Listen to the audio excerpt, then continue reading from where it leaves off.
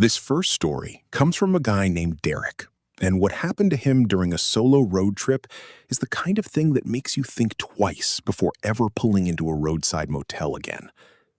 Derek was driving from Ohio down to Georgia to visit a friend he hadn't seen in almost 2 years. He'd made long drives alone before and actually preferred it. No compromises on music, no stopping for snacks he didn't want, just him and the road. He left early in the morning, figuring he could push through the whole thing in one shot. By around midnight, he knew that wasn't happening. He was somewhere in Tennessee, exhausted, and his eyes were doing that thing where they start to close on their own. He spotted a blue sign exit with a motel listed and pulled off without even thinking twice about it. The motel was one of those old 2-story ones where every room opens directly to the parking lot. Exterior hallways, flickering lot lights, maybe 4 cars total. The kind of place that only makes sense when you're too tired to care about anything except a horizontal surface. He checked in with no problems. The woman at the front desk barely looked up. He paid cash, got his key, and found his room on the ground floor, near the back corner of the building. The room was fine. Old, a little musty, carpet that had seen better decades. But the bed was a bed, and the door had a lock, and that was enough.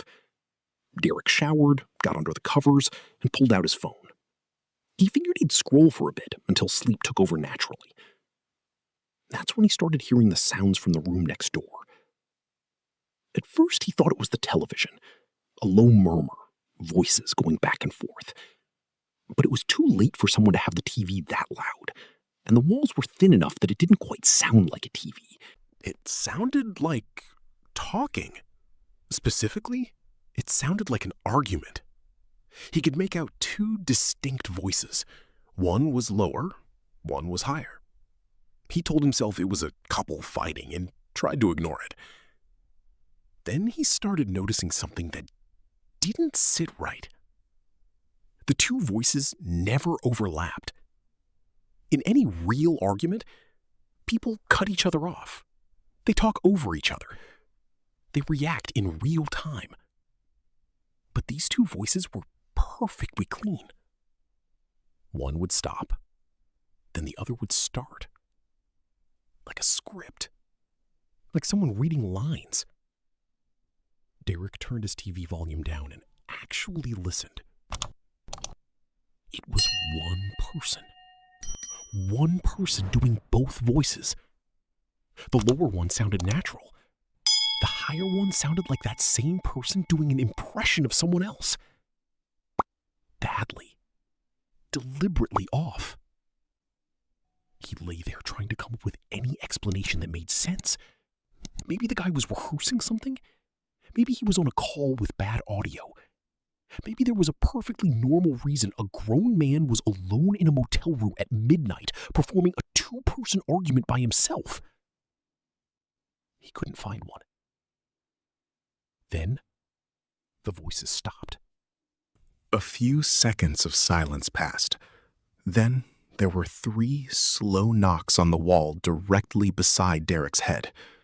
Deliberate, spaced out, like knocking on a door. He didn't move. Then a muffled voice came through the wall and said, "I can hear you in there." Derek held his breath. The voice said it again.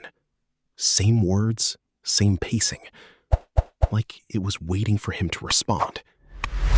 He grabbed the remote and turned the TV volume all the way up. His heart was going fast, and he was trying to convince himself this was just some weird, harmless guy who got a kick out of messing with strangers. Then he heard the door to the next room open. He knew immediately.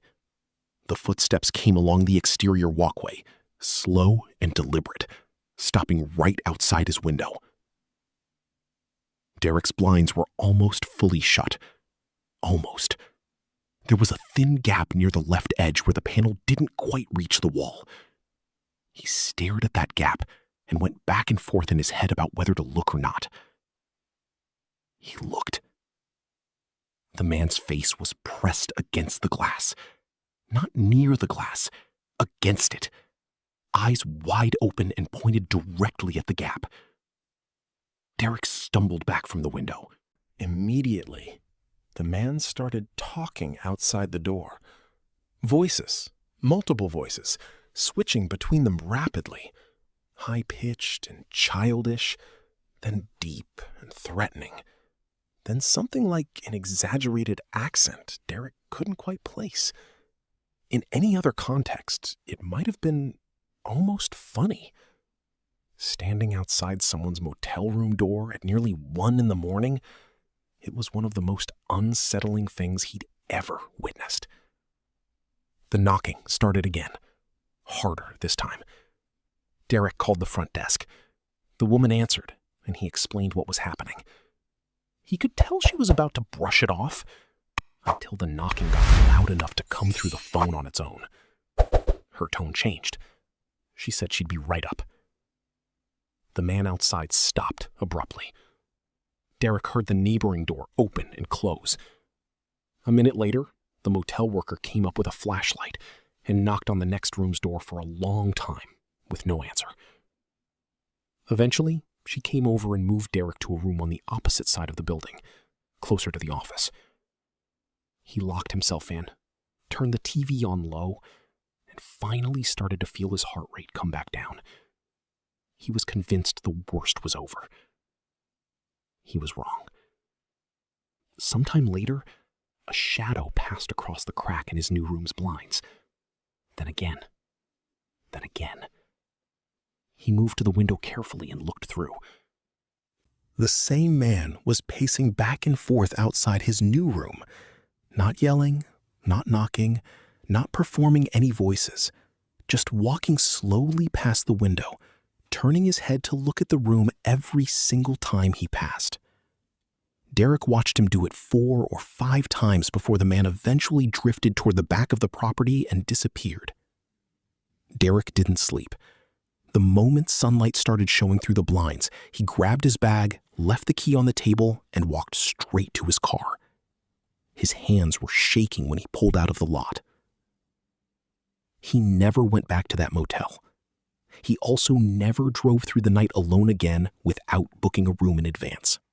This next story comes from a woman named Paige, and what she experienced with her family during a single night at a roadside motel escalated in a way that still disturbs her to this day.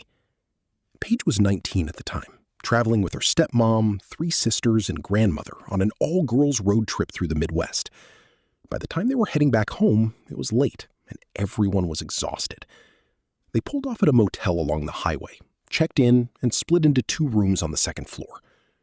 Before settling in, they decided to go grab food first. They were standing in the lobby when Paige's sister said their room number out loud while talking to their grandmother on the phone. That's when Paige noticed the man by the entrance. He was standing just inside the door doing nothing. No phone, no bags, no reason she could identify for just standing there. He was completely still, and he was facing them. Her sister had just announced their room number in a motel small enough that everyone in the lobby could hear everything. Paige said something to her sister about it. Her sister told her she was overthinking it. When they walked past the man to leave, Paige made eye contact with him. She described it as the kind of eye contact that stays with you. Not aggressive, not threatening in any obvious way, just wrong somehow.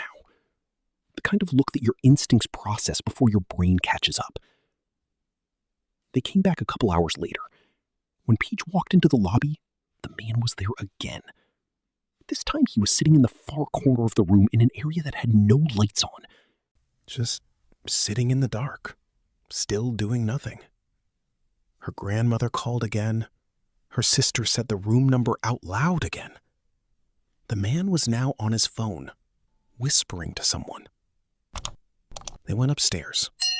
Everything was quiet for about 20 minutes.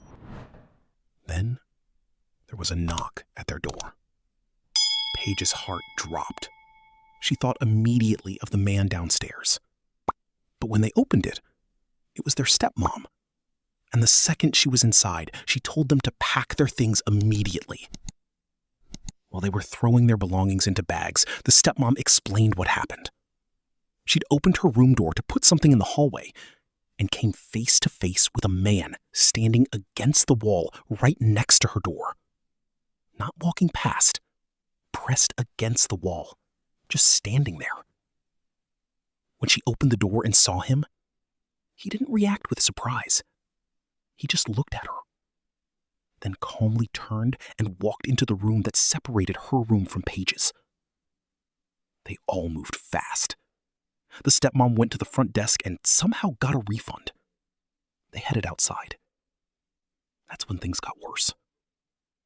There was a second man in the parking lot who was clearly going car to car, pulling on door handles and pressing his face against windows trying to see inside. He wasn't being subtle about it. When he noticed them coming out, he looked toward the motel entrance and gestured, like he was signaling someone. The first man came out through the lobby door. Then a third man appeared from around the side of the building. 3 men, all now slowly moving toward their car. The stepmom was on the phone with Paige's dad. Everyone in the car was yelling at her to drive. She finally hit the gas, and they got out. They drove for 2 more hours before stopping at another motel. It had cockroaches. Paige said it was the best night's sleep she ever had. The last story comes from a man named Ryan, and his experience at a near-empty motel during a road trip with his girlfriend is the kind of thing that's hard to explain and even harder to forget. Ryan and his girlfriend Julie were about 11 hours into a 17-hour drive to Florida when Ryan finally admitted he needed sleep. Julie had already booked them a reservation at a motel about a half-mile off the highway. When they pulled in, the lot was nearly empty.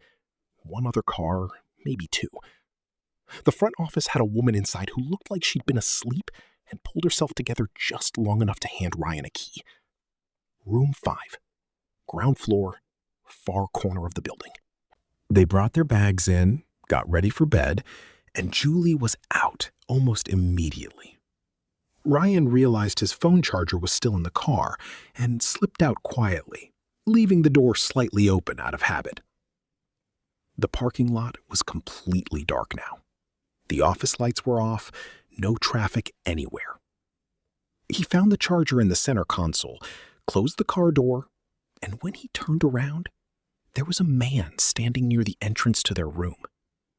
Large build, tall, long trench coat that didn't match the weather at all. Ryan jogged over to make it clear the room was occupied. The man turned when he heard him coming and smiled. His voice was soft, too soft. The kind of soft that doesn't put you at ease, but does the opposite. He asked Ryan how he was doing tonight. Ryan skipped the small talk and asked him directly what he was doing walking around at that hour, whether he was a guest. The man said he was staying upstairs, just going for a walk. He smiled again and said goodnight. Ryan went inside and locked the door immediately. He stood with his ear against the door, listening for footsteps walking away. He didn't hear any. He got on his hands and knees and crawled to the window. He pulled the curtain back just enough to see the area in front of their door. The man was standing there, completely still, facing the door. Ryan lay on the floor watching him for 10 minutes. The man did not move. He woke Julie up and whispered everything to her. She didn't believe him until he made her crawl to the window herself. She looked out and said he wasn't there. Ryan told her to look harder. She gasped.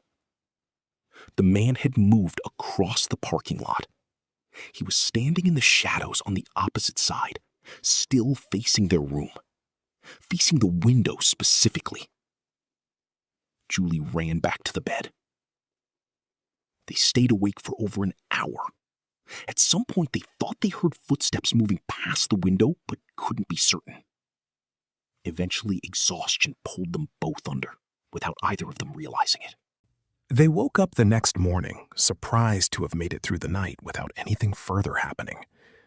When Ryan returned the key and told the woman at the desk about the man in the trench coat, she looked genuinely alarmed. She told him she had no record of any other guests that night. She also said the property had no security cameras. Ryan and Julie got in the car and left without another word. He said they didn't even stop for coffee until they were 20 minutes down the highway. And even then, neither of them talked much about what happened. Some experiences just sit with you. You can't explain them, and you can't shake them. And the more time passes, the less sense they make.